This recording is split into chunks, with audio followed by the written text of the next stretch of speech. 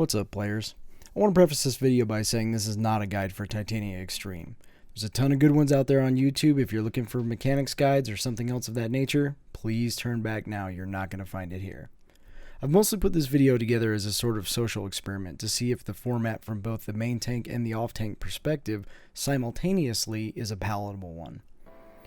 I'd love to hear any feedback on whether you all love it or hate it, so don't be shy with the comments below. Both perspectives in this video are learning groups and were my first couple kills for Titania Extreme. What does this mean? Well, the mechanical execution was definitely not as crisp as it could have been, as I was obviously still learning right along with the team. So throw down your gameplay pitchforks and be aware of that before viewing. The left side is a main tank point of view and the right side is an off tank point of view.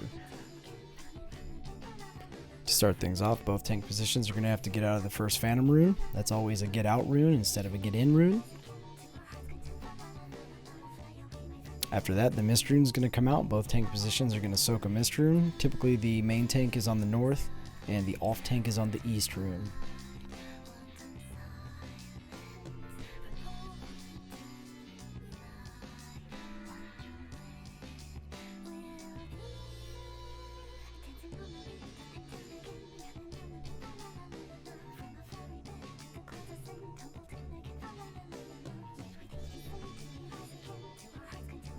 Main tank is going to move to the west stack point. Off tank is going to remain on the east stack point. After the stack is soaked, the main tank is going to move back to their original position and prep for the Divination room tank buster.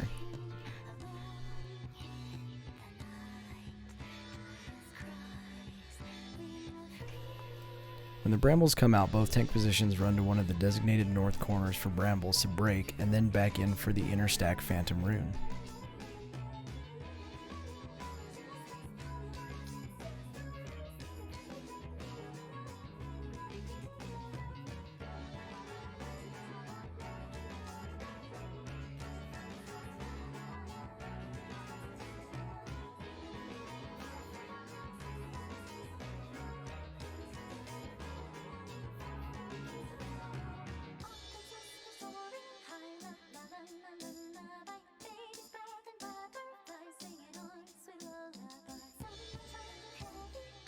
Most groups will have the off-tank soak the first 3 lightning tethers with an invulnerability. You'll take the first hit, and then after about a 1 to 2 count you'll pop your invulnerability skill before the second hit. Here's a fun story. Did you know that Dark Knights can soak all 6 tethers? If you don't believe me, hang out towards the end and I'll show you.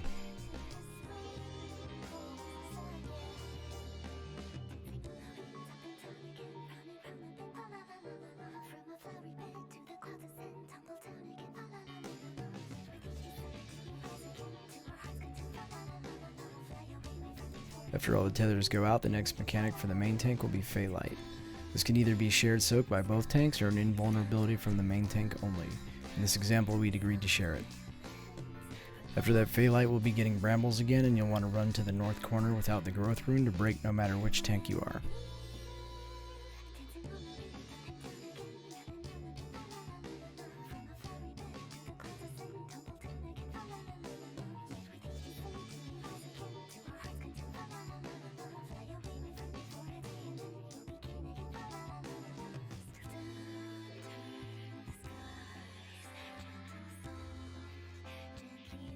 As main tank, you'll want to reposition Titania quickly, as you'll be coming up on your next Divination rune very soon.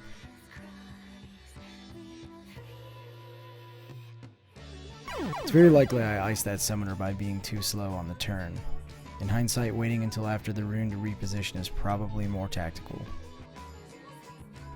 Here comes another Frost rune, followed by a Phantom rune.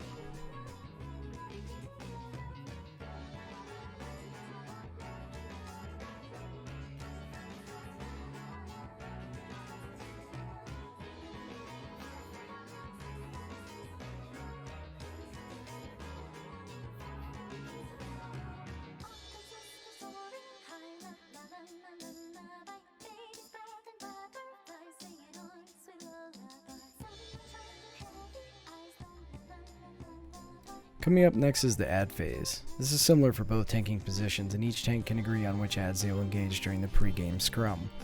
Strangely enough, in this scenario I ended up with Puck as both main tank and off tank, which doesn't really matter, but keep in mind most Party Finder groups will have the main tank on north ad and off tank on west ad. Each tank will have to deal with a tank buster mechanic called Pummel for Puck, and I believe it's Heavy Swipe for Peace Blossom.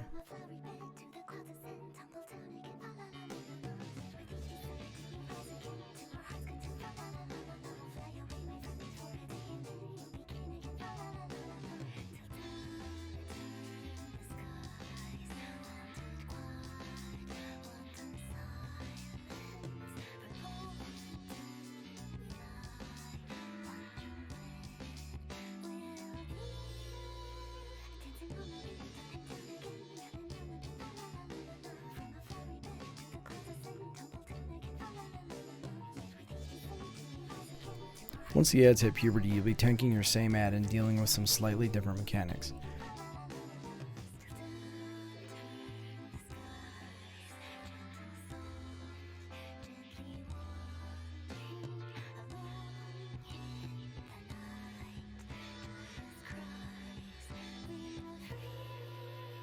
Looks like I couldn't be bothered to stack for breath from both perspectives because it's really dark in the tunnel.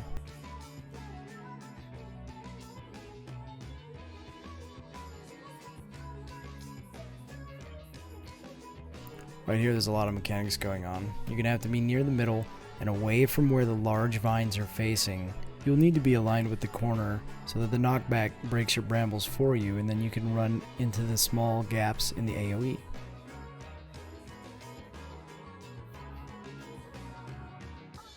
Luckily, when Karma comes back around, it kills me on the second round when I actually think I'm going to care to help. Fatality.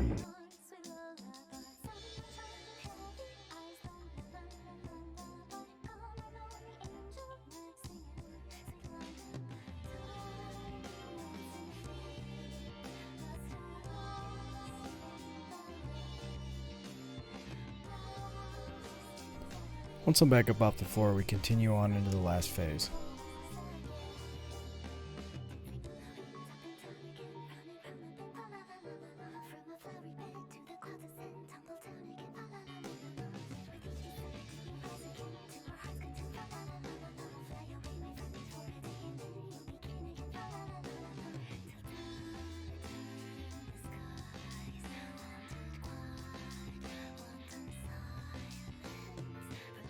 In the last phase, we're going to be dealing with the same mechanics as phase 1, but the Phantom runes can be randomized as seen by the off-tank view getting an inside stacked rune, and the main tank view getting an outside rune. This can be problematic as the set of mist runes and Phantom runes come out very close here, and you can either get lucky or have to move.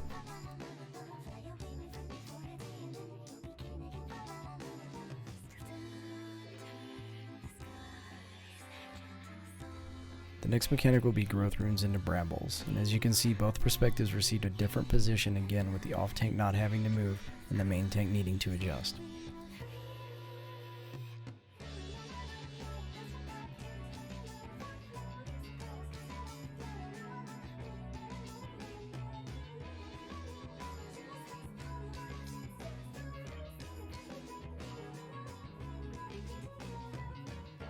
Another set of Phantom runes and Bright Sabbath go out, and then we're ready for our next Phalite.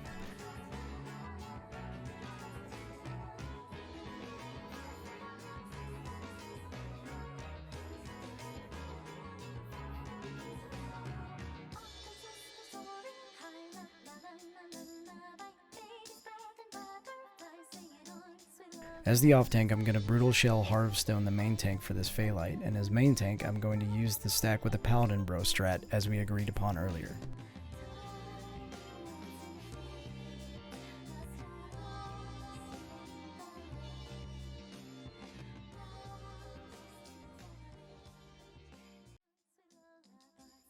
From here we're going to mess with another set of Frost runes.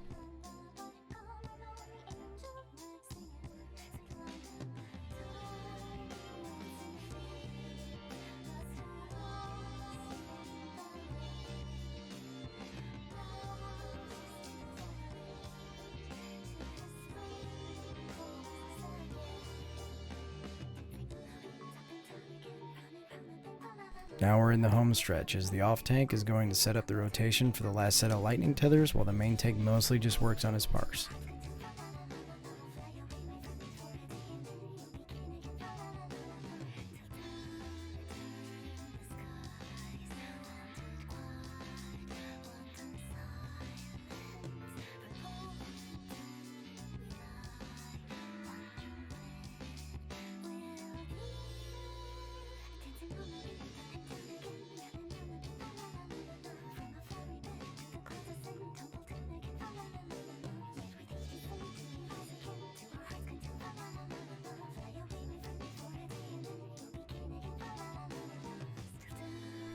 One more set of brambles and some randomized phantom runes will get us our first couple kills.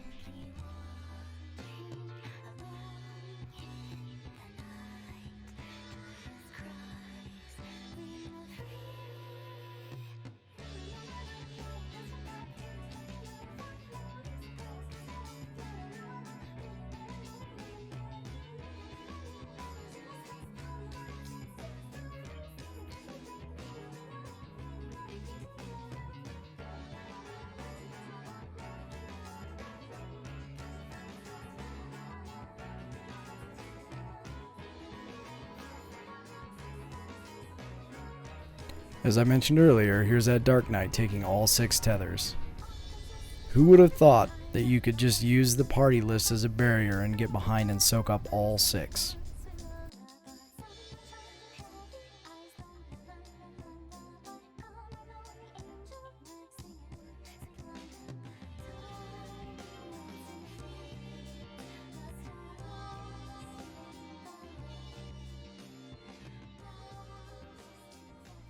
And that's the end. If you made it this far, perhaps you can slide into that comment section and let me know what you thought. Is presenting both perspectives in a relatively synchronized manner informative and helpful? Or is it confusing and painful to watch? I'd love to hear from you guys, and have a great one.